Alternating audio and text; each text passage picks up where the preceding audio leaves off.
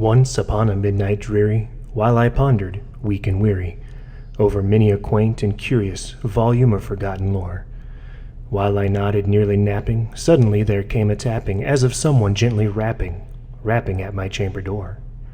"'Tis some visitor," I muttered, tapping at my chamber door. Only this, and nothing more. Ah, distinctly I remember, it was in the bleak December, and each separate dying ember wrought its ghost upon the floor. Eagerly I wished the morrow, vainly I had sought to borrow from my books surcease of sorrow, sorrow for the lost Lenore, for the rare and radiant maiden whom the angels name Lenore, nameless here, forevermore. And the silken, sad, uncertain rustling of each purple curtain thrilled me, filled me, with fantastic terrors never felt before, so that now, to still the beating of my heart, I stood repeating, "'Tis some visitor entreating entrance at my chamber door. Some late visitor entreating entrance at my chamber door. That it is, and nothing more." Presently my soul grew stronger, hesitating then no longer. "Sir," said I, "or madam, truly your forgiveness I implore. But the fact is I was napping, and so gently you came rapping, and so faintly you came tapping, tapping at my chamber door, that scarce was sure I had heard you. Here I opened wide the door. Darkness there, and nothing more."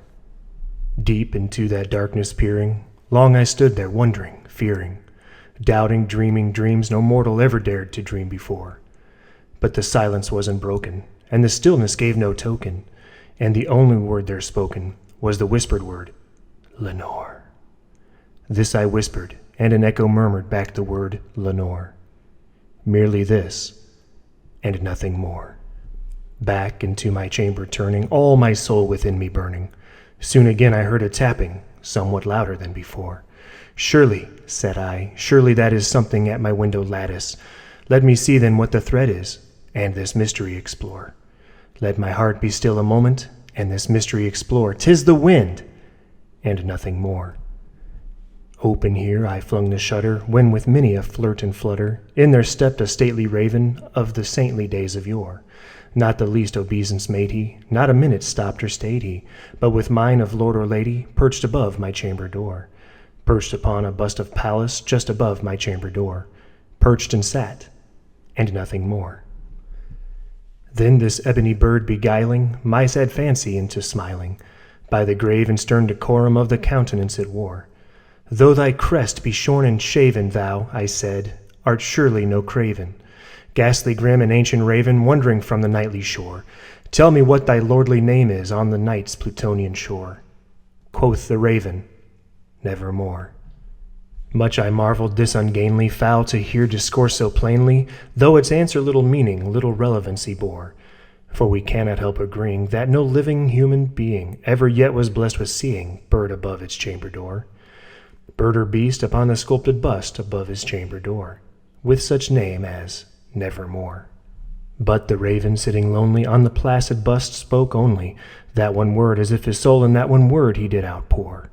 Nothing farther than he uttered, not a feather than he fluttered, till I scarcely more than muttered, "Other friends have flown before. On the morrow he will leave me, as my hopes have flown before." Then the bird said, "Nevermore." Startled at the stillness broken by reply so aptly spoken, "Doubtless," said I, "what it utters is its only stock and store, caught from some unhappy master whom unmerciful disaster followed fast and followed faster, till his songs one burden bore, till the dirges of his hope that melancholy burden bore, of never, nevermore."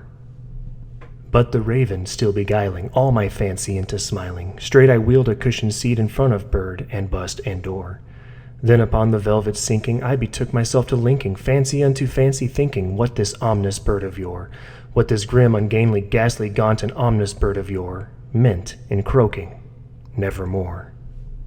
This I sat engaged in guessing, but no syllable expressing to the fowl whose fiery eyes now burned into my bosom's core. This and more I sat divining, with my head at ease reclining on the cushion's velvet lining that the lamplight gloated o'er, but whose velvet violet lining with the lamplight gloating o'er she shall press, ah, nevermore.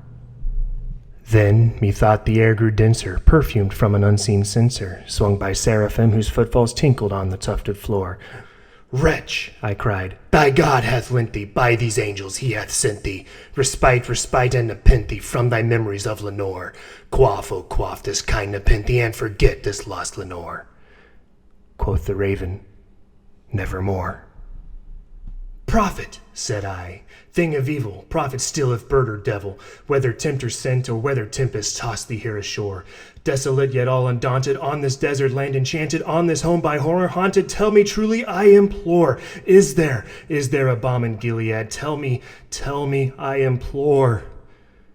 Quoth the raven, nevermore. Prophet, said I, thing of evil, prophet still if bird or devil, by that heaven that bends above us, by that God we both adore, tell this soul with sorrow laden, if within the distant Aden it shall clasp a sainted maiden, whom the angels name Lenore, clasp a rare and radiant maiden, whom the angels name Lenore. Quoth the raven, nevermore. Be that word our sign of parting, bird our friend, I shrieked upstarting. Get thee back into the tempest and the night's Plutonian shore. Leave no black plume as a token of that lie thy soul hath spoken. Leave my loneliness unbroken. Quit the bust above my door. Take thy beak from out my heart and take thy form from off my door. Quoth the raven, nevermore. And the raven, never flitting, still is sitting on the pallid bust of Pallas just above my chamber door. And his eyes have all the seeming of a demon's that is dreaming, and the lamplight o'er him streaming throws his shadow on the floor. And my soul from out that shadow that lies floating on the floor shall be lifted nevermore.